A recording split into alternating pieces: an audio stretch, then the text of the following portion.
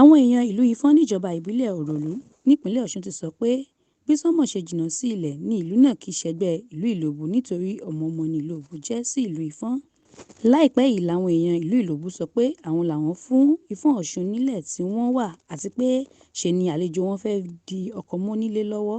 Ṣùgbọ́n olùdámọ̀ràn fún ìlú Ifọn lórí ọ̀rọ̀ òfin tó tún jẹ́ ọmọ bíbí ìlú náà, Amòfin Ṣẹ́gun Ọlátóyè tú pẹ̀rẹ̀pẹ̀rẹ̀ ọ̀rọ̀ fún etí ọba lásìkò tó ń jábọ̀ ìpàdé àwọn aṣojú ìlú náà pẹ̀lú àjọ ọ̀tẹlẹ̀múyẹ́ lọ́ṣùn eléyìí tó wáyé lọ́jọ́ Túsìdeè ọ̀sẹ̀ yìí.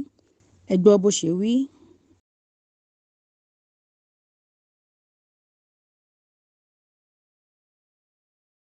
Ló fẹ́ ìdí rẹ̀ gbọ́ nígbà tí wọ́n ní ká gba àlàáfíà láàyè, àlàáfíà ni àwọn náà fẹ́ gbà láàyè báyìí, ṣùgbọ́n ẹ ká fèsì sí ọ̀rọ̀ tí ó ń lọ nígboro. Ní ọ̀sẹ̀ tó kọjá ni amòfin Ògúnṣọlá láti Ilobu ló lọ fún àwọn ète kan tó ní àwọn làwọn fún Ifọn nílẹ̀, àwọn sì gbàdájọ́ lórí gbogbo 5-6 táwọn gbà tó dẹ̀ jà ìdájọ́ tí ó fún àwọn ní ilẹ̀ ibẹ̀. Wọ́n pè wá ní òpùrọ́, ṣùgbọ́n a fẹ́ sọ pé àwọn ni olórí òpùrọ́. Olórí ẹ̀ka mọ̀ pé bí ẹnìkan bá sọ pé òun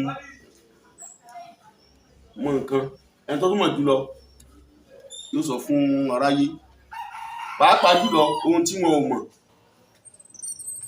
òun ni wọ́n ń sọ lórí. Amòfin Ògúnṣọlá lè mọ òfin, ó lè mọ̀ ìtàn tó so mọ́ àdúgbò yìí. Tó bá wá mọ̀ tí ò bá sọ, àwa ní kó láti sọ fún un pé ká sọ fún àti gbogbo olùkú pé irọ́ ni wọ́n ń pa mọ́ wa, babalájẹ́ fún wọn. Ẹ jẹ́ kí n bẹ̀rẹ̀, ọ̀nà méjì ni ọ̀rọ̀ mi ò pè sí. Ìkíní ni a kọ́ sọ̀rọ̀ lórí ọ̀rọ̀ ìtàn, kékeré la máa sọ, a ní sọ púpọ̀ torí kábà tó dábàá ní aṣọ látòní di ọ̀la aṣọ lórí rẹ̀, ṣùgbọ́n kékeré tí a bá sì ti sọ ìtàn yẹn náà, a máa fi ìdí rẹ̀ múlẹ̀ lábẹ́ àwọn ìwé tí àwọn òyìnbó aláwọ̀ funfun tí wọ́n ti ṣe láti ọjọ́ àńkò wọn ní archival documents. Ẹ jẹ́ ká sọ pé láti Ilé Ifẹ̀ ni ẹni tó tẹ Ifọn ló ti wá, kì í ṣe láti Ẹ̀gbá.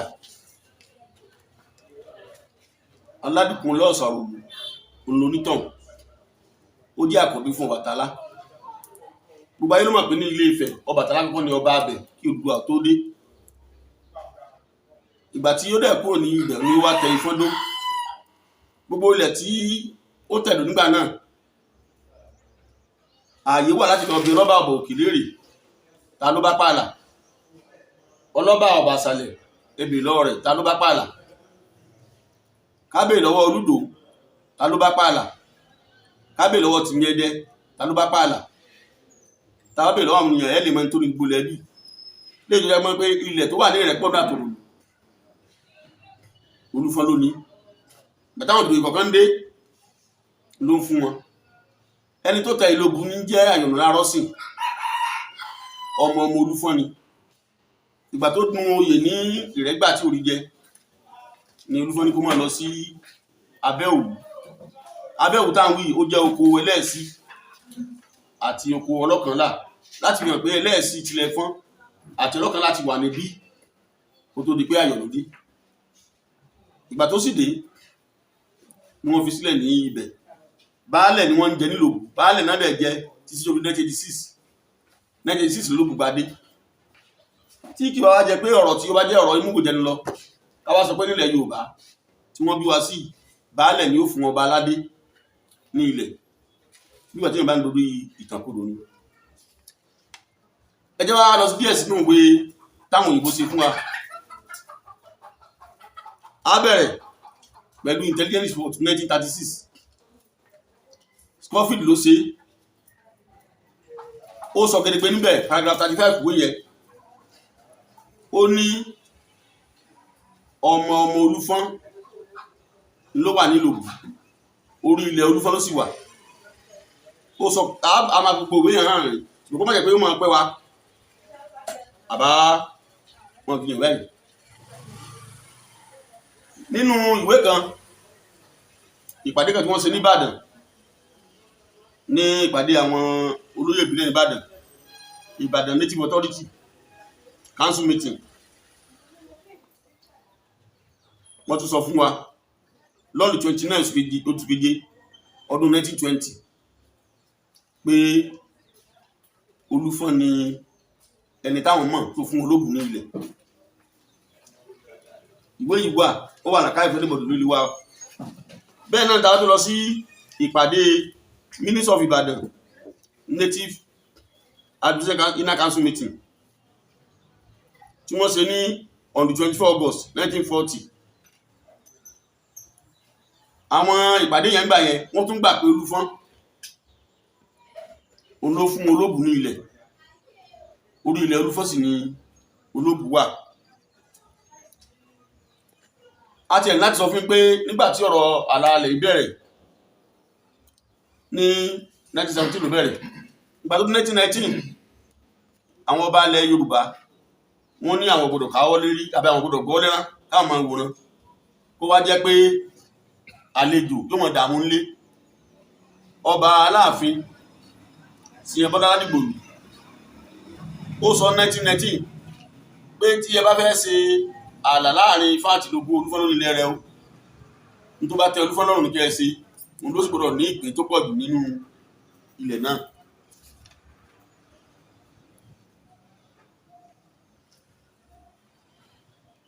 Èyí tó ṣe pàtàkì níbẹ̀ tí gbogbo yẹn ò bá yéèyàn, tí wọ́n bá lọ sí archive máa ti wà kó tèrè dáadáa,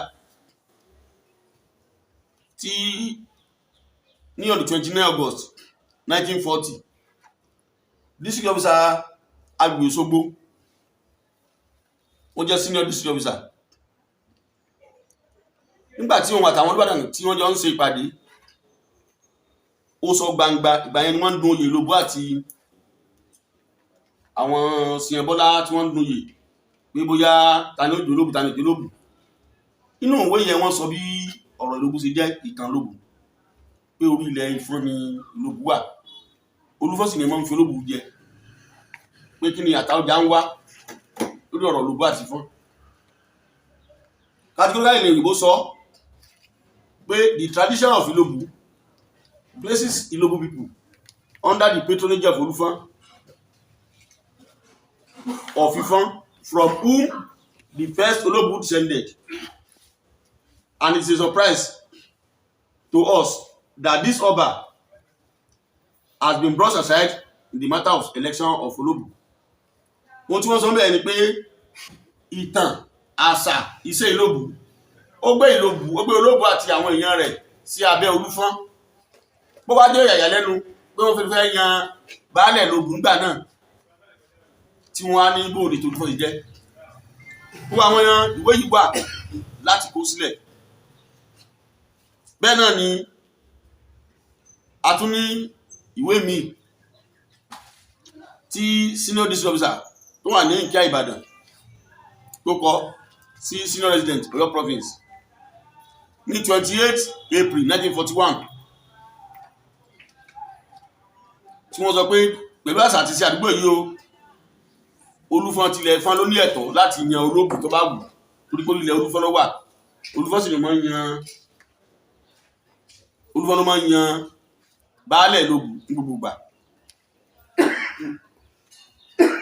Tí a bá tún ka ìwé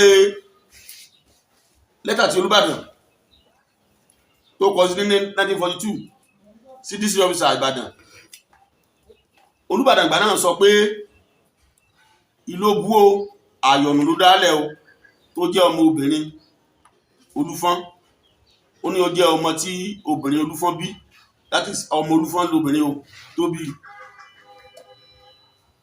Ó ní Olufọn ló fi sí ibi tí ó wà yẹn o, òun ló sì dé ẹ̀tọ́ láti yan Olobu. Gbogbo yẹn ló wà nínú ìwé. Bẹ́ẹ̀ náà nìbò tí resident of Ọ̀yọ́ province ṣe ní 4th April 1942, ibẹ̀ ló ti sọ̀rọ̀ tabawo paragraph 2, 3 and 4 bẹ̀. Ó ní Olufọn ni landlord Olobu, ó ní Olufọn sì ló ní ẹ̀tọ́ lábẹ́ àṣà àti ṣe láti yan Olobu ilẹ̀ Ilobu. Mo rò pé láti ìgbà tí wọ́n ti bẹ̀rẹ̀ Ilobu Olufọn ló máa ń yàn títí orí ara oyè Olobu ara oyè náà ni Olufọn ti, ṣùgbọ́n síbẹ̀ ìgbẹ́ náà bí Olufọn ṣe yan Olobu ara oyè, wọ́n mú Olobu ara oyè wá láti wá júbà lọ́dọ̀ Olufọn tó sì wà dúpọ̀ ńgbà náà. Ìpàdé mi tó tún wà ní Ìbàdàn ní on 26 April 1943, wọ́n tún sọ níbẹ̀ pé Olufọn mà ní láńlọ́ọ̀dù Olobu láti yan baálẹ̀ Ilobu, ẹ mọ̀ jẹ́ wọn Olufọn fìn. Àyọ̀nù tí ó jẹ́ ẹni tí Olufọn fúnlẹ̀ Ilobu, ìyá rẹ̀ ọmọ Olufọn ni o. Nítorí náà Olufọn nìkan ló ní ẹ̀tọ́ láti yan Olobu torí pé orílẹ̀ Olufọn ló wà. Bẹ́ẹ̀ náà ni ọ̀pọ̀lọpọ̀ àwọn ìwé archive mi tó wà nílẹ̀ àfẹ́ gbà wá lásìkò. Mo rò pé bí ọ̀nà mẹ́jọ tá a ti sọ ìyàwó akọ́lá akọ̀wé yẹ àwọn òyìnbó ló kọ́, bí ọ̀nà mẹ́jọ mẹ́sàn-án mẹ́wàá tá a ti sọ̀rọ̀ yìí, ẹ ti fìdí rẹ̀ múlẹ̀ pé nípa ìtàn irọ́ ni Ilobu ń pa, tí wọ́n ní àwọn fún Olufọn ní ilẹ̀. Wọ́n máa ń sọ̀rọ̀ kan tó jẹ́ pé ọ̀rọ̀ imúkùnjẹni lọ ni, léyìí tó jẹ́ pé a ti ṣèwádìí rẹ̀. Wọ́n á nígbà tí àwọn Ifọn kó dé láti Ifọn ní Ọ̀wọ̀ lọ́hùn, ìgbà tí wọ́n kó dé làwọn fún Olufọn ní ilẹ̀, àwọn fún tó máa gbébì kan lágboolé Akíngún ní Ilobu, káwọn tó wá fún Olufọn nílẹ̀ ní Ifọn bí. Mo sọ lẹ́ẹ̀kan pé a jẹ́ ọ̀rọ̀ tí ó tako sí àṣà Yorùbá ká sọ pé baálẹ̀ wọ́n fún ọba aládé ní ilẹ̀. Mo fẹ́ kí ẹ̀yin oníròyìn kí ẹ bá wa bí wọ́n léèrè kí wọ́n lọ wá ìwé tó jẹ́ ìwé ìtàn. Ìwé yìí jẹ́ Ifọn District Intelligence Report tí wọ́n ṣe ní 16 December 1932 nípa báwo ni Ifọn Omima tá ń pè ní Ifọn Ọ̀wọ̀ bó ṣe jẹ́. Intelligence report yìí ó wà nínú Ondo file number Ondo province 1/2 0.123. Akóòtù ẹ̀fọn kan lè lọ wò kán lọ gbà á. Ondo province 1/2 0.P.123. Tí wọ́n bá kọ́lẹ̀ kan lọ rẹ̀ wò, ibẹ̀ ni wọ́n ti sọ bí Ifọn Omima ṣe jẹ́ sí Ifọn, bí wọ́n ṣe kúrò ní Ifọn, bí wọ́n ṣe kúrò ní Ifọn ròdù ní Ifọn àti Ọ̀ṣun state bí tẹ́ ṣe lọ sí Ondo, bí wọ́n ṣe tẹ̀dú ní Ondo, gbogbo ẹ̀ ló wà nínú intelligence report yẹn tí mo sọ nọ́mbà rẹ̀ yẹn. Torí pé German sọ nìyẹn tó máa dùn fún dé àwọn làwọn gbà lálejò táwọn fi síbi kan. Ìlú tí wọ́n ń pè ní Ilobu, ìlú abẹ́ Òwu ni, abẹ́ Òwu Ẹlẹ́ẹ̀sí àti Ọlọ́kànlá ni Olufọn fi wọ́n sí nígbà náà. Nígbà tí a ti wá sọ ìtàn kékeré yìí nípa ọ̀rọ̀ ìtàn bí Ifọn ṣe jẹ́, bí Ilobu ṣe jẹ́, a fẹ́ sọ̀rọ̀ nípa ọ̀rọ̀ irọ́ àgbélẹ̀rọ tí wọ́n ń pa, tí wọ́n sọ pé àwọn ti lọ kóòtù bíi 10, àwọn ti mú ìní rẹ̀. Ní ìbẹ̀rẹ̀ ó yé wa láàrín kedere pé àwọn tó ń sojú Ilobu níbi tí wọ́n ti máa ń sojú wọn ìfú ààbò òtítọ́ nílé, irọ́ ni wọ́n máa ń pa. Ìyẹn ni ó jẹ́ pé àwọn kan fi ń gbà sórí pé Ilobu tólúkúlùkù wọn bá ń pa, tí wọ́n bá ń rí tó ń ṣẹlẹ̀, wọ́n á mọ̀ pé lóòtítọ́ àti lódodo Ifọn ló ní gbogbo lẹ̀. Màá kọ́ bẹ̀rẹ̀ nípa kéèsì kan tó máa ń sọ kiri.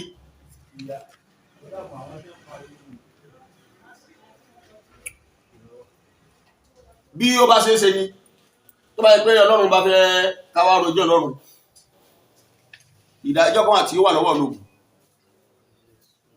HOY 2070 tí Ifọn pè wọ́n. Ìgbà tí wọ́n pè Ilobu ní ẹjọ́ lórí ọ̀rọ̀ ilẹ̀ yìí náà pẹ̀lú àwọn nǹkan kan tó ṣẹlẹ̀. Àwọn adájọ́ ní kéèsì Ifọn ohun ò gbà nítorí wà lẹ́yà bẹ̀rẹ̀ àwọn ohun pẹ̀lú gbogbo tó tápá wọn láwọn ò gbà. Ìgbà tí a lọ sápìlì rẹ̀ ní orí rẹ̀ àpìkọ̀ sọ pé rárá o àpìlì yìí ò jẹ́. Ṣùgbọ́n ẹ mọ̀ pé nílẹ̀ Yorùbá bí iná bá taná, bí irọ́ bá taná kò ní í so, irọ́ tó bá taná kò ní í so. Ní ọdún 1996 ní Supreme Court dá ẹjọ́ tó ní lóòótọ́ ni kéèsì Ifọn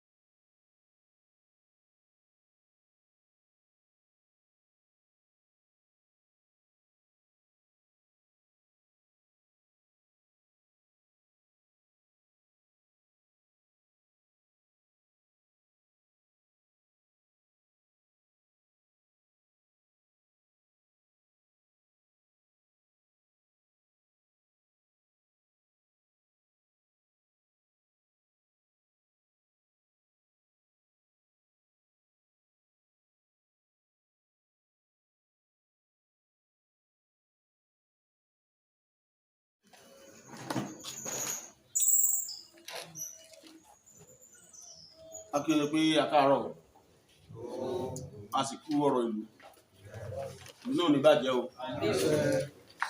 Akọ́kọ́ bẹ̀rẹ̀ nípa sísọ àbọ̀ ohun tí alábàdọ́dọ̀ àwọn ìṣẹ̀sì lánàá. Wọ́n pè wá lánàá wọ́n sì bu wá ní ìrì ọ̀rọ̀. Ohun tí wọ́n bá sọ náà ni pé àwọn ò fẹ́ sọ̀rọ̀ nípa ọ̀rọ̀ ta ló nílẹ̀ tàbí ta ní onílẹ̀, ṣùgbọ́n àlàáfíà pé kí a má jà, ká jẹ́ kí àlàáfíà kó jọba ní àdúgbò wa. Ṣùgbọ́n síbẹ̀ náà ẹni bá béèrè ọ̀rọ̀ ló fẹ́ ìdí rẹ̀ gbọ́. Nígbà tí wọ́n ní ká gba àlàáfíà láàyè, àlàáfíà ni àwọn náà fẹ́ gbà láàyè báyìí. Ṣùgbọ́n ẹ ká fèsì sí ọ̀rọ̀ tí ó ń lọ nígboro. Ní ọ̀sẹ̀ tó kọjá ni amòfin Ògúnṣọlá láti Ilobu ló lọ fún àwọn ète kan tó ní àwọn làwọn fún Ifọn nílẹ̀. Àwọn sì gbàdájọ́ lórí gbogbo 5-6 táwọn gbà tó dẹ̀ jà ìdájọ́ tí ó fún àwọn ní ilẹ̀ ibẹ̀. Wọ́n pè wá ní òpùrọ́, ṣùgbọ́n a fẹ́ sọ pé àwọn ni olórí òpùrọ́. Olórí ẹ̀ká mọ̀ pé bí ẹnìkan bá sọ pé òun mọ nǹkan, ẹni tó túmọ̀ jùlọ yóò sọ fún aráyé. Pàápàá jùlọ ohun tí wọn ò mọ̀ òun ni wọ́n ń sọ̀rọ̀ lórí. Amòfin Ògúnṣọlá lè mọ òfin, ó lè mọ̀ ìtàn tó so mọ́ àdúgbò yìí. Tó bá wá mọ̀ tí ò bá sọ, àwa ní kó láti sọ fún un pé ká sọ fún wọn àti gbogbo Olufọn pé irọ́ ni wọ́n ń pa mọ́ wa, babalajẹ́ fún wọn. Ẹ jẹ́ kí n bẹ̀rẹ̀ ọ̀nà méjì ni ọ̀rọ̀ mi ó pè sí. Ìkíní ni a kọ́ sọ̀rọ̀ ọ̀rọ̀ ìtàn kékeré la máa sọ, a ní sọ púpọ̀ torí kámbà ìgbà tó dábàá ní aṣọ látòun di ọ̀la aṣọ lórí rẹ̀. Ṣùgbọ́n kékeré tí a bá sì ti sọ ìtàn yẹn náà, a máa fi ìdí rẹ̀ múlẹ̀ lábẹ́ àwọn ìwé tí àwọn òyìnbó aláwọ̀ funfun tí wọ́n ti ṣe láti ọjọ́ àpò wọn ní archival documents. Ẹ jẹ́ ká sọ pé láti Ilé-Ifẹ̀ ni ẹni tó tẹ Ifọn ló ti wá, kìí ṣe láti Ẹ̀gbá. Aládùkún lọ́ọ̀sọ̀ Olobu olónítàn ó jẹ́ àkọ́bí fún Ọbàtálá. Gbogbo ayé ló mọ̀ pé ní Ilé-Ifẹ̀ Ọbàtálá kọ́kọ́ ni ọba abẹ̀ kí Oòduà tó dé. Ìgbà tí ó dẹ̀ kúrò ní ibẹ̀ ni ó wá tẹ Ifọn dó. Gbogbo ilẹ̀ tí ó tẹ̀dó nígbà náà, ààyè wà láti lọ bí rọ́bà ọ̀bọ̀ òkè lérè ta ló bá pààlà, ọlọ́bà ọ̀bà àṣàlẹ̀ ebè lọ rẹ̀ ta ló bá pààlà. ká béèrè lọ́wọ́ Olúdò ta ló bá pààlà, ká béèrè lọ́wọ́ Tìmíẹdẹ ta ló bá pààlà, tá bá béèrè lọ́wọ́ àwọn ènìyàn ẹ̀ lè mọ nítorí gbolẹ̀ bí lè jẹ́ mọ́ pé ilẹ̀ tó wà ní Ìrẹ́pọ̀ dàtòrò Olúfọn lónìí. Bàtà àwọn òdòdó kọ̀ọ̀kan dé ló ń fún wọn. Ẹni tó tẹ Ilobu ní jẹ́ Àyànnú Lárọ́sìn, ọmọ Olúfọn ni. Ìgbà tó dun oyè ní Ìrẹ́gbà tí orí jẹ ni Olúfọn ní kó máa lọ sí Abẹ́òwú. Abẹ́òwú táwọn wí ó jẹ́ oko ẹlẹ́ẹ̀sí àti oko ọlọ́kànlá, láti mọ̀ pé ẹlẹ́ẹ̀sí tilẹ̀ fọ́n àti ọlọ́kànlá ti wà níbí kó tó di pé Àyànnú dé.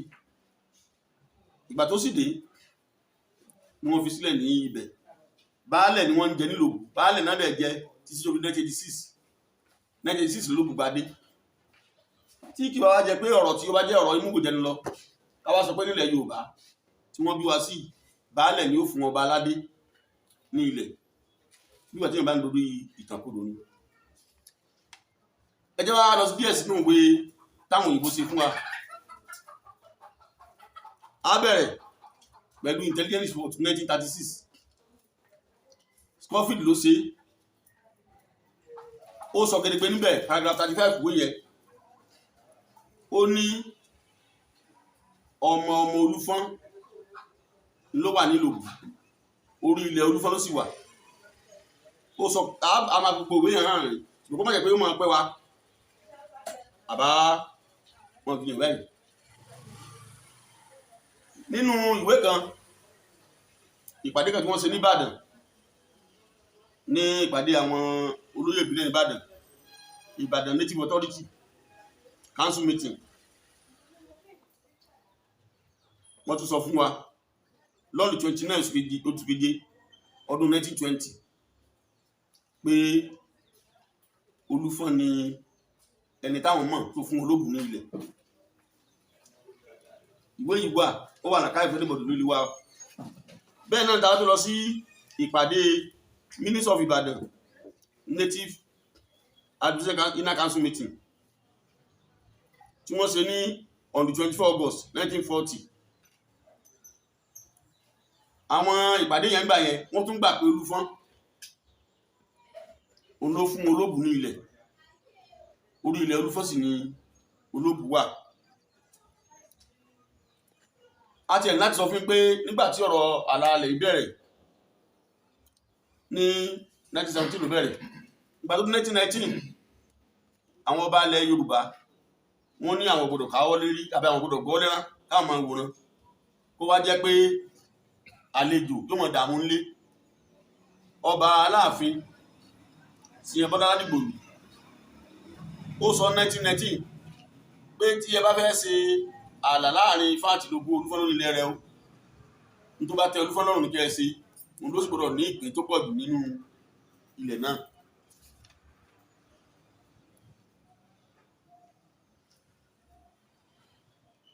Èyí tó ṣe pàtàkì níbẹ̀ tí gbogbo yẹn ò bá yéèyàn, tí wọ́n bá lọ sí archive máa ti wà kóòtù lè dáadáa, tí ní on the 29 August 1940 district officer Agbègbè Òṣogbo, ó jẹ́ senior district officer, nígbà tí òun àtàwọn Olúbàdàn tí wọ́n jọ ń ṣe ìpàdé, ó sọ gbangba ìgbà yẹn ni wọ́n ń dun oyè Ilobu àti àwọn Síyàn Bọ́lá tí wọ́n ń dun oyè pé bóyá ta ni ó jẹ́ Olobu ta ni ó jẹ́ Olobu. Inú ìwé yẹn wọ́n sọ bí ọ̀rọ̀ Ilobu ṣe jẹ́ ìtàn Olobu, pé orí ilẹ̀ Ifọ̀n ni Ilobu wà, Olúfọn sì ni wọ́n ń fi Olobu jẹ, pé kí ni àtàwọ̀já ń wá lórí ọ̀rọ̀ Olobu àti Ifọ̀n. Categorical ilẹ̀ òyìnbó sọ pé the tradition of Ilobu places Ilobu people under the patronage of Olufọn of Ifọ̀n, from whom the first Olobu descended, and it's a surprise to us that this Oba has been brought aside in the matter of election of Olobu. Wọ́n tí wọ́n sọ bẹ́ẹ̀ ni pé ìtàn àṣà iṣẹ́ Ilobu ó gbé Olobu àti àwọn èèyàn rẹ̀ sí abẹ́ Olufọn. Bó bá jẹ́ ìyàyà lẹ́nu pé wọ́n fẹ́ yan baálẹ̀ Ilobu nígbà náà, tí wọ́n á ní bóòlì tó Olúfọ́n ti jẹ́. Gbogbo àwọn ìwé yìí wà láti kó sílẹ̀. Bẹ́ẹ̀ náà ni a tún ní ìwé míì tí senior district officer tó wà ní Ìkíà Ìbàdàn tó kọ sí senior resident Ọ̀yọ́ province ní 28 April 1941 tí wọ́n sọ pé pẹ̀lú àṣà àti ìṣe àdúgbò yìí o Olúfọ́n tilẹ̀ Ifọ̀n ló ní ẹ̀tọ́ láti yan Olobu tó bá wù torí pé ilẹ̀ Olúfọ́n ló wà. Olúfọ́n sì ló máa ń yan Olúfọ́n ló máa ń yan baálẹ̀ Ilobu ní gbogbo ìgbà. Tí a bá tún ka ìwé lẹ́tà tí Olúbàdàn tó kọ sí ní 1942 sí district officer Ìbàdàn, Olúbàdàn ìgbà náà sọ pé Ilobu o àyọ̀nù ló dálẹ̀ o tó jẹ́ ọmọ obìnrin Olúfọ́n. Ó ní ó jẹ́ ọmọ tí obìnrin Olúfọ́n bí, that is ọmọ Olúfọ́n lóbìnrin o tó bí. Ó ní Olúfọ́n ló fi sí ibi tí ó wà yẹn o, òun ló sì dé ẹ̀tọ́ láti yan Olobu. Gbogbo yẹn ló wà nínú ìwé. Bẹ́ẹ̀ náà nìbò tí resident of Ọ̀yọ́ province ṣe ní 4th April 1942 ibẹ̀ ló ti sọ̀rọ̀. Tabawo paragraph 2, 3 and 4 bẹ̀. Ó ní Olúfọ́n ni landlord Olobu. Ó ní Olúfọ́n sì ló ní ẹ̀tọ́ lábẹ́ àṣà àti ìṣe láti yan Olobu ilẹ̀ Ilobu. Mo rò pé láti ìgbà tí wọ́n ti bẹ̀rẹ̀ Ilobu Olúfọ́n ló máa ń yàn títí orí ara oyè Olobu ara oyè náà ni Olúfọ́n ti. Ṣùgbọ́n síbẹ̀ ìgbé náà Olúfọ́n sì yan Olobu ara oyè, wọ́n mú Olobu ara oyè wá láti wá júbà lọ́dọ̀ Olúfọ́n tó sì wà díbọn gbà náà. Ìpàdé mi tí ó tún wà ní Ìbàdàn ní on 26 April 1943 wọ́n tún sọ níbẹ̀ pé Olúfọ́n mà ní landlord Olobu láti yan baálẹ̀ Ilobu. Ẹ mọ̀ jẹ́ wọn Olúfọ́n fìn. Àyọ̀nù tí ó jẹ́ ẹni tí Olúfọ́n fún ilẹ̀ Ilobu, ìyá rẹ̀ ọmọ Olúfọ́n ni o. Nítorí náà Olúfọ́n nìkan ló ní ẹ̀tọ́ láti yan Olobu torí pé orí ilẹ̀ Olúfọ́n ló wà. Bẹ́ẹ̀ náà ni ọ̀pọ̀lọpọ̀ àwọn ìwé archive mi tó wà nílẹ̀ àfẹ́ gbà wá lásìkò. Mo rò pé bí ọ̀nà mẹ́jọ tá ti sọ ìyàwó akọ́lá kọ̀wé yẹn àwọn òyìnbó ló kọ́. Bí ọ̀nà mẹ́jọ mẹ́sàn-án mẹ́wàá tá ti sọ̀rọ̀ yìí ẹ ti fìdí rẹ̀ múlẹ̀ pé nípa ìtàn irọ́ ni Ilobu ń pa, tí wọ́n ní àwọn ni àwọn fún Olúfọ́n ní ilẹ̀. Wọ́n máa ń sọ̀rọ̀ kan tó jẹ́ pé ọ̀rọ̀ ìmúkùnjẹni lọ ni, léyìí tó yẹ pé a ti ṣèwádìí rẹ̀. Wọ́n á nígbà tí àwọn Ifọ̀n kó dé láti Ifọ̀n ní Ọ̀wọ̀ lọ́hùn, ìgbà tí wọ́n kó dé làwọn fún Olúfọ́n ní ilẹ̀, àwọn fún tó máa gbébì kan lágboolé Akínú ní Ilobu káwọn tó wá fún Olúfọ́n nílẹ̀ ní Ifọ̀n bí. Mo sọ lẹ́ẹ̀kan pé a jẹ́ ọ̀rọ̀ tí ó tako sí àṣà Yorùbá ká sọ pé baálẹ̀ wọ́n fún ọba aládé ní ilẹ̀. Mo fẹ́ kí ẹ̀yin oníròyìn kí ẹ bá wa bí wọ́n léèrè kán lọ wá ìwé tó jẹ́ ìwé ìtàn. Ìwé yìí jẹ́ Ifọ̀n district intelligence report tí wọ́n ṣe ní 16 December 1932 nípa báwo ni Ifọ̀n Omimà tá ń pè ní Ifọ̀n Ọ̀wọ̀ bó ṣe jẹ́. Intelligence report yìí ó wà nínú Ondo file number Ondo province 1/2 0.123. Akóòtù ẹ̀fọn kan lè lọ wò kán lọ gbà á. Ondo province 1/2 0.P.123. Tí wọ́n bá kọ́lẹ̀ kan lọ rẹ̀ wò ibẹ̀ ni wọ́n ti sọ bí Ifọ̀n Omimà ṣe jẹ́ sí Ifọ̀n. bí wọ́n ṣe kúrò ní Ifọ̀n bí wọ́n ṣe kúrò ní Ifọ̀n ròdù ní Ifọ̀n àti Ọ̀ṣun state bí tẹ́wọ́n ṣe lọ sí Oǹdó bí wọ́n ṣe tẹ̀dó ní Oǹdó gbogbo ẹ̀ ló wà nínú intelligence report yẹn tí mo sọ nọ́mbà rẹ̀ yẹ torí pé german sọ nìyẹn tó máa dùn fún dé àwọn làwọn gbà lálejò táwọn fi síbi kan ìlú tí wọ́n ń pè ní Ilobu ìlú abẹ́ Òwu ni abẹ́ Òwu ẹlẹ́ẹ̀sí àti ọlọ́kànlá ni Olufọn fi wọ́n sí nígbà náà. Nígbà tí a ti wá sọ ìtàn kékeré yìí nípa ọ̀rọ̀ ìtàn bí Ifọ̀n ṣe jẹ́ bí Ilobu ṣe jẹ́ a fẹ́ sọ̀rọ̀ nípa ọ̀rọ̀ irọ́ àgbélẹ̀rọ tí wọ́n ń pa tí wọ́n sọ pé àwọn ti lọ kóòtù bíi 10 àwọn ti wíìnì rẹ̀. Ní ìbẹ̀rẹ̀ ó yé wa láàrín kedere pé àwọn tó ń sojú Ilobu níbi tí wọ́n ti máa ń sojú wọn ìfú ààbò òtítọ́ nílé irọ́ ni wọ́n máa ń pa. Ìyẹn ni ó jẹ́ pé àwọn kan fi ń gbà sórí pé Ilobu Ilobu Ilobu tólúkúlùkù wọn bá ń wá tí wọ́n bá ń rí tó ń ṣẹlẹ̀ wọ́n á mọ̀ pé lóòtítọ́ àti lódodo Ifọ̀n ló ní gbogbo lẹ̀. Màá kọ́ bẹ̀rẹ̀ nípa kéèsì kan tó máa ń sọ kiri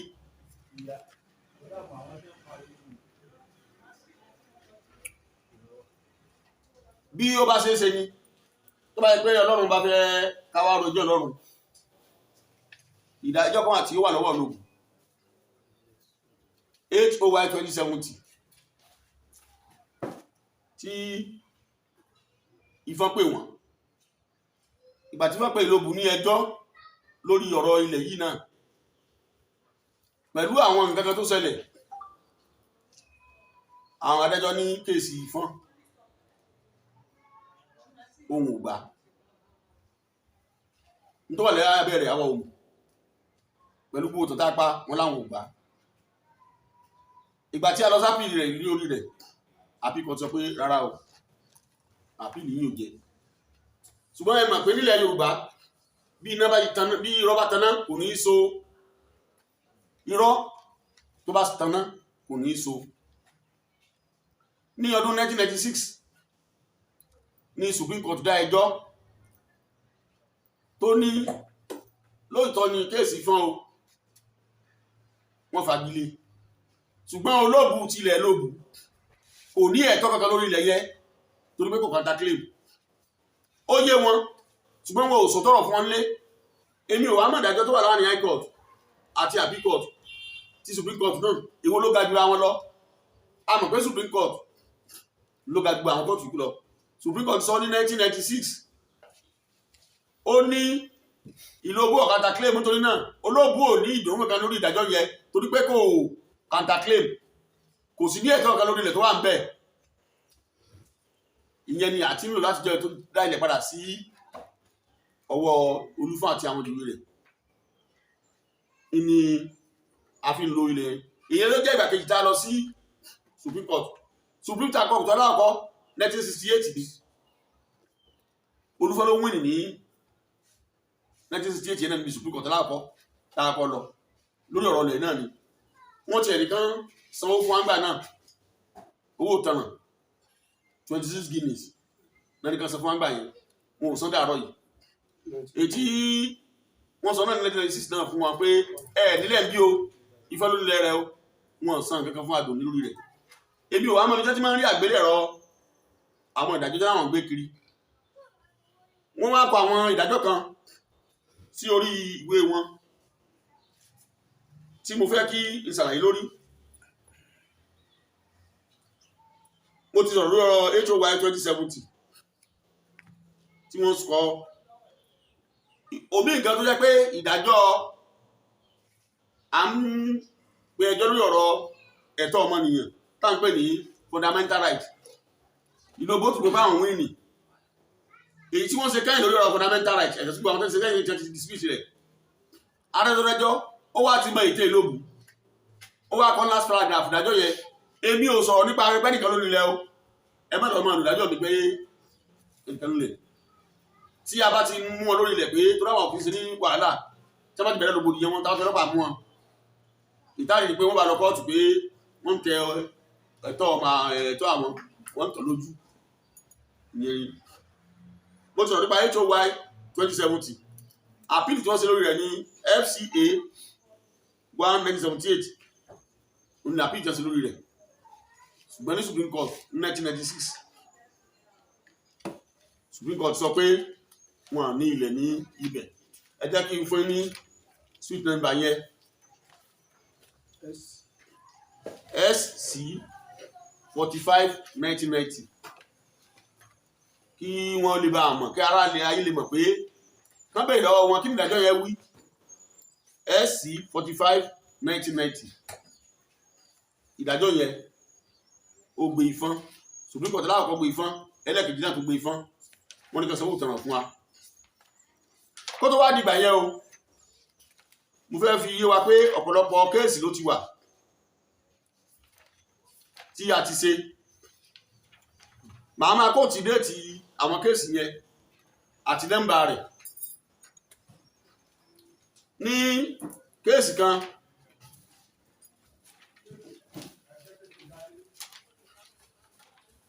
nọ́mbà rẹ̀ ní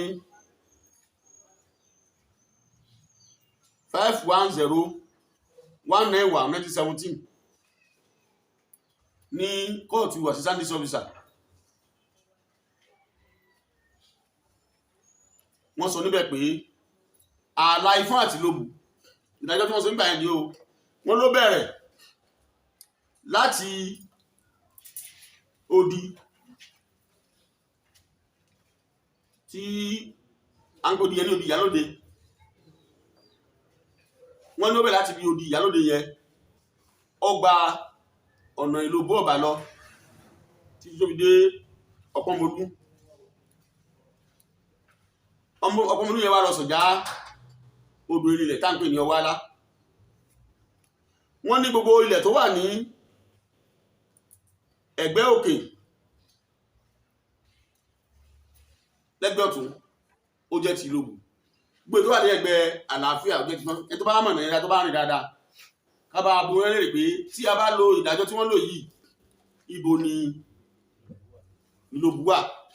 Ṣé Ilobu ló ní gbé omi ẹṣin? Sáwọn ní á ní Ọ̀pápá? Sáwọn ní á ní Gbẹ̀rẹ́ Ọ̀dọ̀fin? Nígbà tí ìdájọ́ sọ pé odò Ọ̀pọ̀mọdún lọ sọ̀já odò ilẹ̀ ìgbẹ́ làlà. That means pé Olobu yẹ kó kọjá odò Ọ̀pọ̀mọdún àti ọ̀nà Ilobu ọ̀bà gẹ́gẹ́ bí ìdájọ́ ti sọ. Bẹ́ẹ̀ náà ni kéèsì kan tí wọ́n ṣe ní District Officers Court of Appeal nìbàdàn ní Òṣogbo. Kéèsì yẹn ni AP number AP 9/1955. Wọ́n ní kí ìdájọ́ wà gẹ́gẹ́ bí ààlà tí Captain Ross ṣe. Ààlà tí Captain Ross ṣe náà nù torí Captain Ross sọ 1924 ó ní mo gbà pé oko ọsọ́lọ̀ orí ilẹ̀ Ifọn ló wà ó sì gbọdọ̀ wà nínú ààlà rẹ̀. Ó ní ààlà náà ni láti ibi odi Ìyálóde lọ já ọ̀nà Ilobu ọ̀bà, láti ọ̀nà Ilobu ọ̀bà títí ló fi dé orí odò Ọ̀pọ̀mọdún kí Ọ̀pọ̀mọdún láti fi tó orúkọ Ọ̀pọ̀mọdún sàn lọ já orílẹ̀. Onídàájọ́ yẹn náà tún fọwọ́ kún pé kílèmù Ifọn ó jàre. Bẹ́ẹ̀ náà ni ọ̀pọ̀lọpọ̀ ìdájọ́ tó wà. Ìgbà tí ó di 2005 torí pé lórí ilẹ̀ jẹ́ ẹ̀mú yìí Gbẹ̀rẹ́ Ọ̀dọ̀fin olóyè Ọ̀dọ̀fin Ifọn ló wà kò sí Ilobu. Igbó omi ẹsẹ̀ lẹ́ẹ̀sí dẹ́ ń pè bẹ̀. Igbó omi ẹsẹ̀ lẹ́ẹ̀sí olóyè lẹ́ẹ̀sí ò sí Ilobu. Ifọn ni olóyè lẹ́ẹ̀sí wà. Tí ẹ bá dé Kájọlà Ẹjẹ̀mú ni orí ilẹ̀ Ẹjẹ̀mú ló wà. Ẹjẹ̀mú ò sí Ilobu. Ifọn ni agboolé Ẹjẹ̀mú wà. Bẹ́ẹ̀ náà ni ọ̀pọ̀lọpọ̀ ibi tí ṣùgbọ́n tí a bá ti fọ́nlẹ̀ fún wọn dáko nígbà tí mo nílẹ̀ tí a bá ti fọ́nlẹ̀ fún wọn dáko ni wọ́n mọ̀ sọ pé àwọn kílèmè fún Ilobu àwọn náà ń dá wàhálà sílẹ̀. Ìgbà tí ìdájọ́ ìwà lọ́dún ẹ lọ ìgbà tó dọdún 2005 ni wàhálà ṣẹ̀ láàrin Ifọn àti Ilobu lórí ọ̀rọ̀ ilẹ̀ náà ni nígbà tí wọ́n kó bá padà tí wọ́n ń bá àwọn Ifọn jà lórí ilẹ̀. Àwọn ọba ilẹ̀ Yorùbá wọ́n dá sí ìgbà náà wọ́n dé sí Ifọn láti wá ṣe ìpàdé yẹn gbogbo ayé ló gbọ́. àwọn ọba tó bá wà ń bẹ́gbà tí wọ́n máa ń gbọ́rọ̀ wáyé wọ́n mọ̀ bí lóòótọ́ ni àwọn ọba yẹn bàbá Síjú-Adé ló ṣáájú wọn síbí ó sì pàṣẹ fún Olufọn àti Olobu àtẹlẹ́rìn ọmọ rẹ̀ ni wọ́n àwọn ni wọ́n béèrè lọ́wọ́ rẹ̀ ń jọ sí tẹ́ ẹ fún wọn nílẹ̀ ilẹ̀ wọn ti tán tí wọ́n ń lò ẹ fún wọn nílẹ̀ díẹ̀ sí àṣẹ tí bàbá Síjú-Adé pa nù ìgbà tó di pé àwọn bá lọ tán wọ́n yan kọmitì ìgbìmọ̀ ẹlẹ́ni 9 ní Ìrẹ́pọ̀dùn ẹlẹ́ni 9 ní Òròlù èmi kan jẹ́ ọ̀kan àwọn kọmitì yẹn torí náà mo mọ gbogbo tí ó ṣẹlẹ̀ pẹ̀lú pátá tí a bá ti lórí ilẹ̀ Ìlóbù pé ẹfun wa níbí ẹbùn wa níbí títí àṣàrí ojútùú rẹ̀ lẹ́yìn ọ̀pọ̀lọpọ̀ wàhálà ní ọba ìlú Fóyè Látòyè tí ó ti dolóògbé ọlọ́ba àbọ̀rúnkẹ́ ló wá pe àwa kọmitì jókòó ó ní ẹ̀yin kọmitì àlàálẹ̀ ẹ ti ń ṣe wàhálà pẹ̀lú lórí ọ̀rọ̀ ilẹ̀ yìí ẹ lọ bá Olobu kí ni ń tọrọ gan kí ló fẹ́ kí òun fẹ́ kí ló fẹ́ gan gẹ́gẹ́ bí Olobu ẹ lọ bá ẹlẹ́rìn kí ni ẹlẹ́rìn fẹ́ gan ìjẹ́wọ̀n gbogbo kó mọ tó wà sí lórí rẹ̀ a yan subcommittee nínú kọmitì àlàálẹ̀ èmi náà tún jẹ́ kan àwọn subcommittee yẹn a lọ bá Olobu bàbá Olobu a lọ bá wọn ní ààfin wọn a kí wọn a sì fi iṣẹ́ Olufọn jẹ́ ohun tá a rí ni pé bàbá Olobu ní tí a bá fẹ́ àlàáfíà kí kábíyèsí Olufọn gbogbo àlàáfíà láàyè kán bùn àwọn nílẹ̀ sí i wọ́n fẹ́ bùn àwọn nílẹ̀ o kán lọ sí ọ̀nà Aláìkó kí wọ́n lọ wọ́n láti Aláìkó dé Erinlẹ̀ tó dá sí méjì tí wọ́n bá lè dá sí méjì kí Ifọn mú ìdá kan kí wọ́n bó Ìlóbù ní ìdá kan àwọn kò ní sí wàhálà mọ́ àkọsílẹ̀ pé tí bàbá Olobu béèrè ìgbà tó yá alọ́sọ́dọ̀ bàbá ẹlẹ́rìn náà bàbá ẹlẹ́rìn ní bàbá àwọn ọbẹ̀ Olufọn ilẹ̀ pọ̀ kí ibi tí wọ́n ń sin àwọn afin sí ní ojú orí àwọn afin à ń gbébẹ̀ ní Igbó Ẹ̀rù wọ́n ní kí á lọ la títì ká gbé sí Ifọn kí á lọ la ọ̀nà yẹn dáhùn lọ lásán ká gbé ẹgbẹ́ kan fún ẹgbẹ́ ìkú fáwọn ní ẹ̀rìn káwọn rẹ̀ ráyè fẹ̀ àwa fàbọ̀ fún ọba ìlú Fóyè lé ṣùgbọ́n kí ọba ìlú Fóyè tó ṣe iṣẹ́ lórí ọ̀rọ̀ yìí tán ó ti ọlọ́jọ́ ti dé ìgbà tí ọba àmọ́rún fàdé pé nígbàgbé lájẹ oyè láti dé Olúmọ̀èrò lẹ́yìn oṣù mẹ́fà àwa kọmitì aláràálẹ̀ alọ́sọ́dọ̀ rẹ̀ lọ́dọ̀ kábíyèsí pé kábíyèsí tó wà nílẹ̀ ní okẹ́ tó dé kábíyèsí láti gbà tọwọ́ tọ̀sẹ̀ pé ó yẹ kálàáfíà wà kábíyèsí lọ sí orí ilẹ̀ kó wá lọ ó ní ẹ̀yin bàbá Olobu àtẹ̀yin Ìlóbù ń tẹ́ ẹ béèrè yìí mi ò lè fún yín tán ní tí wọ́n fún yín nì ó fi ọwọ́ rẹ̀ ó fi bẹ̀rẹ̀ àwọn Ìlóbù pé ibi tó lè fún yín nì àwọn olóyè ìlú kálukú bínú ẹsẹ̀ lè fọ́nà dúró lẹ̀ yìí bẹ́ẹ̀ náà láti lọ sí orí ilẹ̀ ní Àwọ̀ Afin ìgbàtàdé Àwọ̀ Afin ọba àmọ́rúfù ní ohun ò lè gbàgbé orírun o ààlà Olúfọn àti Tìmì ohun ò sì lè sọ́nù láíláí nítorí náà nítorí lè fẹ́yìn ẹ̀rìn yìí kálukú lọlé pẹ̀lú ayọ̀ àti ìdòwú ìgbà tí ó di ọdún 2014 ni wọ́n bá pè wá pé ká bá gba dìsẹ́ẹ̀tì àlàálẹ̀ àwa ti lọ abálọ síbẹ̀ lọ ra dìsẹ́ẹ̀tì àlàálẹ̀ Yorùbá ni wọ́n bùn ọ ní owó ọ̀nkàwò tó sọ pé ni àbí òpè nígbà tí wọ́n bùn ọ ní ìgbà tá a lè ní ìwé dìsẹ́ẹ̀tì wọn lọ ṣe dìsẹ́ẹ̀tì yẹn ni àwa rí pé ohun tí Olobu béèrè lọ́tọ̀ọ̀rọ̀ Olufọn pé onífẹ̀ẹ́ sí Olufọn fún òun, ohun tí ẹlẹ́rìí béèrè lọ́wọ́ Olufọn pé onífẹ̀ẹ́ sí kí Olufọn gun òun, Olufọn gun ẹlẹ́rìí, òun ni wọ́n gbé sínú ìwé torí pé wọ́n láwọn ọmọ níbẹ̀ gbà náà, àwa ò sì lọ́mọ ń bẹ̀.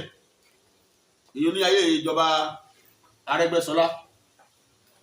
ìyẹn ló wá ní ó wá jẹ́ dọ̀kọ̀ fún wa pé ẹni àlàáfíà làwa, àwa ò kì í báyàn jà, ẹ tọrọ nǹkan náà wá, a ní àlè fún ìtàn níta àlè fún àti fi hàn yìí. ó sì jẹ́ pé ẹ̀lẹ́wà máa present, ìyẹn ló mú a lọ sí court tí a fi lọ ṣe torí wọ́n sọ pé gẹ̀ẹ́sì yẹn wà bí o nínú tó wà ní gẹ̀ẹ́sì náà tẹ́ ẹ bá kà kí gbogbo ayé ó kà kẹ́yìn olórin náà rí, wọ́n ń tọrọ ọlẹ̀ ni, wọ́n ní kó ló fẹ́ pọ̀ sí ìdílé báwọn ó bọ́n àwọn onílẹ̀ ni, tí wọ́n bá ń sọ nǹkan míì dọ́kúmẹ́ǹtì ò lè parọ́, ló wà ní gẹ̀ẹ́sì náà pé kó fẹ́ bọ́n àwọn. bẹ́ẹ̀ náà ni nǹkan mìíràn wà ní gẹ̀ẹ́sì yẹn ni pé kí sọ̀rọ̀ general Ọ̀ṣun state pọ́pọ́ sórí ilẹ̀ kọ́lọ̀ wọn lájì láàrin ọ̀nà aláìkó ní àdàrà kọ́wọn ìlàjì rẹ̀ sí odò ọwálá kí wọ́n pín sí méjì. èmi ò tí mọ̀ àti sọ̀rọ̀ general Ọ̀ṣun state bọ́ sórí ilẹ̀ tó tiẹ̀ wá wọn ìlàjì tó wà láàrin ibi tá a dárúkọ yìí tí wọ́n fi mọ̀ pé ibi báyìí nílẹ̀ tàwọn dé káṣẹ̀ lágbàgbé sẹ́sì wọlé káṣẹ̀ lágbà wọlé pé agbàgbé sẹ́sì wọlé o ẹjẹ́ wọn lọ sílẹ̀.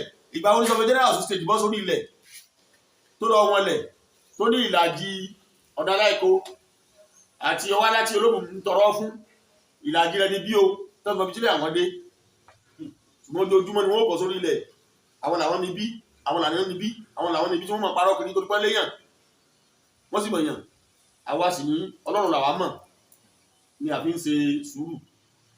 gẹ́gẹ́ yẹn la gbé lọ sí kóòtù ní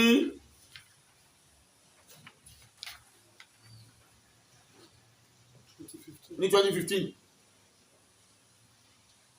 nọ́mbà kéèsì yẹn ni HOS 40/2015.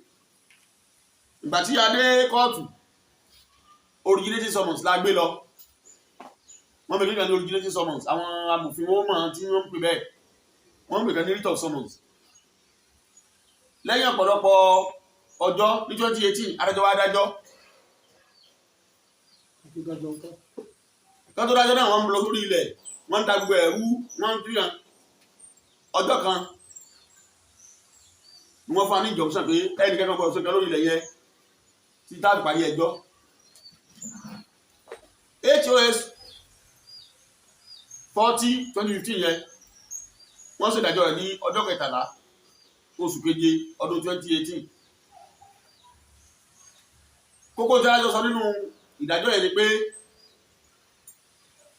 Ifọn sọ pé wọn ò fún àwọn ní fair hearing, ẹ̀tọ́ àwọn láti gbọ́dọ̀ ẹnu àwọn wọn ò fáwọn torí pé ohun tí Ilobu ẹ̀rìn béèrè òní ẹ fún wọn, ohun tí Olufọn fún wọn wọn ò fi yẹn sínú ìwé mọ́.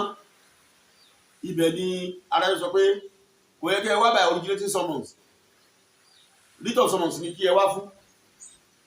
ó yá ẹ lọ fáyìí ìwé yìí ẹgbẹ́ lẹ́rìí bọ́ sínú ogi, òun fẹ́ mọ̀ bóyá wọn fẹ́ ní fair hearing bí wọn fún ní fair hearing. ìgbà tí agogo tá a gbé lọ sílé ẹjọ́ tá a wo òwe wa wà ní ọwọ́ tó wà nínú ìwé yìí tó dá ẹjọ́ láti fagilé gazette yẹn làwọn fi lọ sí appeal. asáàfù wọn ní gbogbo ìwé appeal ó wà lórọ̀ wọn, wọ́n ti sáàfù wa ní brief wọn, asáàfù wọn ní tiwa náà. wọ́n àti ẹ̀wà nínú ìdájọ́ appeal court wọ́n á ní ká tọ́gì òbó sórí ilẹ̀, tọ́gì Ilobu, wọ́n á máa lé àwọn èèyàn kiri, wọ́n á máa fi ìdà kọ́lé, wọ́n á sì gbogbo ẹ̀ láì bọ̀wọ̀ fún òfin, láì bọ̀wọ̀ fún àpíìlì tí wọ́n ti dá.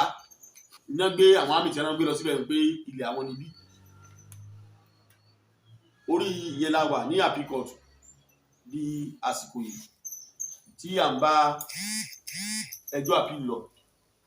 ṣùgbọ́n ó wá ní ẹ̀tọ́ kí á fi hàn àwọn ènìyàn díẹ̀.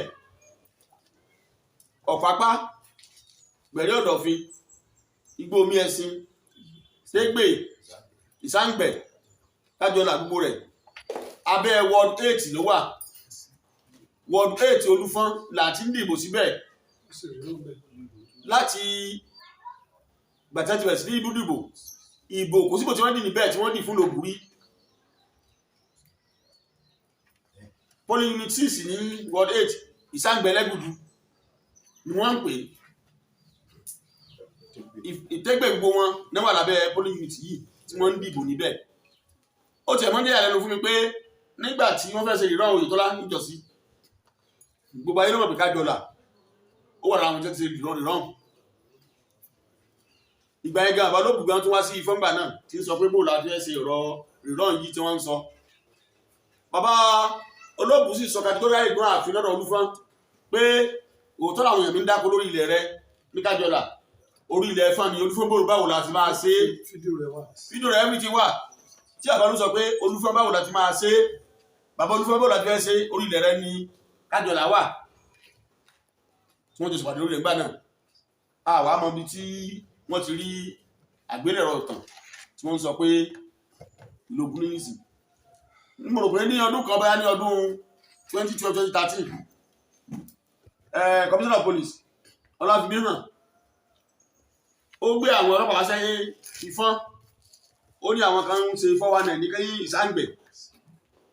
Wọ́n gbọ́dọ̀ Amẹ́ríkà ń gbọ́dọ̀ ìlú èbò pé orí ilẹ̀ Ifọ̀n orí Ìsáǹgbẹ̀ pé ibẹ̀ ni wọ́n ti ń ṣe nǹkan tí wọ́n fi lọ wó àwọn ilé ní tí wọ́n wó ní Ìsáǹgbẹ̀ ńgbà náà. Bàbá Olobu ọ̀fọ̀ sọ pé orí ilẹ̀ mi ní Ìsáǹgbẹ̀ wà ńgbà náà. Orí ilẹ̀ Ifọ̀n ni kálukú ń dákọ. Ó wá di àsìkò yìí wọ́n ń bá wọn nílẹ̀ ńbẹ̀, àwọn ṣe nǹkan ńbẹ̀. A ò fẹ́ gbọ́ àlásìkò lọ títí tí àyè bá wà ní ọjọ́ iwájú a ó tún máa sọ àwọn ìyókù, torí pé tí a bá ní ká máa sọ di ọ̀túnla lẹ́nu sọ àyè òde gbàgbọ́dọ̀ túnra. Gbogbo tí a fi ṣe àlàálẹ̀ àti bólúfọ́ ṣe fún wọn ní ilẹ̀ ẹ̀rí wà. Ìwé tí a kọ tí wọ́n fi ṣe gẹ̀zẹ́ẹ̀tì gbogbo wa la sáìnì pátápátá kọ́mítì lásàìnì pátápátá ó wà. Bẹ́ẹ̀ náà ni àwọn ìpàdé tí wọ́n ṣe ní traditional council ó wà. Nítorí náà ẹ bá wa sọ fún wọn ẹni àlàáfíà làwa ní Ifọ̀n, àwa ò kì í jà. Ohun tá a bá sì lọ́wọ́ lásán lórí àìyé ohun ìtàn àìhun ète kí gbogbo àwọn ọba ilẹ̀ Yorùbá tí wọ́n wá nígbà náà tí wọ́n sọ pé kí Olufọn gun Olobu nílẹ̀ tí wọ́n bá ń gbọ́rọ̀ wa ẹ bá wa kò pàdé àwọn lọ́balọ́ba ẹ bá wa wọ́ọ̀nù wọn. Àwa ò bá ẹni kankan jà, ẹni àlàáfíà ni wá. Kí n tó parí, ìdájọ́ kan bẹ níbi tí wọ́n ń kóòtù pé àwọn wíìnì Ifọ̀n níbẹ̀. Judgment yẹ ní HOS 2286 Jimoh Adigun àti Amusa Kànní ọlọ́kànlá wọ́n pe ọba Olobu lẹ́jọ́. Láàrin ọlọ́kànlá àti Olobu ni wọ́n ti ro ẹjọ́. Tí wọ́n láwọn wá wọ́n ní judgment yẹn kí lọ́kàn wà ń bẹ̀, kí lọ́kàn fẹ́ ń pa ìdájọ́ wọn pẹ̀lú ọlọ́kànlá. Wọ́n tó wà pí lórí rẹ̀ lọ síbẹ̀ náà. Ẹjọ́ ìjà wá Supreme Court di sí báyìí. Supreme Court lẹ́jọ́ wà. Bí wọ́n ti wá mọ̀ pé àwọn làwọn ohun ní Supreme Court bẹ́ẹ̀ wọ́n ti rò pé àbí wọ́n ti mọ̀. Ó yẹ ká lè sọ fún aráyé pé àwọn ti mọ̀ báwọn làwọn ohun ní Supreme Court. Gbogbo ilé ọlọ́kànlá pátá tí ọlọ́kànlá náà jẹ́jẹ́ yòó Olufọn gbogbo rẹ̀ ni wọ́n ti tà tán. Ẹjọ́ sì wà ní Supreme Court. Tó bá dúró àti wọ́n bá dá ọlọ́kànlá láre, gbogbo ẹni tó bá kọ́lé sórí ilẹ̀ yẹn ó ti mọ̀ pé lọ́la ńkọ́. Torí pé ẹjọ́ ń bẹ Supreme Court. A sì ní doctrine kan nínú law wọ́n pè ní lease pendis. Ìwọ tó bá ti ra lẹ̀ ẹjọ́ mẹ́mẹ́ lórí rẹ̀, ìwọ náà ti ra ọ̀rọ̀ mọ́ra rẹ lọ́rùn. Tó bá dásìkò yẹn kọ́ mọ́ yẹ pé ẹ̀nà ló tún máa dàmí àlàáfíà àdúgbò ìwú. Wọ́n jẹ́ mọ̀ pé ní tó bá lọ kọ́lé sórí ilẹ̀ ọlọ́kànlá tí ìdájọ́ ń bẹ ní Supreme Court wọn ò tí ì dá. Ó kọ fúnra ara rẹ̀ tó bá wo nílẹ̀ ló ní fílẹ̀ rẹ̀ sí. Òfin ní ẹni tó bá nílẹ̀ ló ní dé sánmọ̀. Ìjọba nìkan ló lè ṣe nǹkan lórí rẹ̀. tó ní ìkádì ọ̀rọ̀ mi kò sí òótọ́ ọ̀rọ̀ nínú ìtàn tí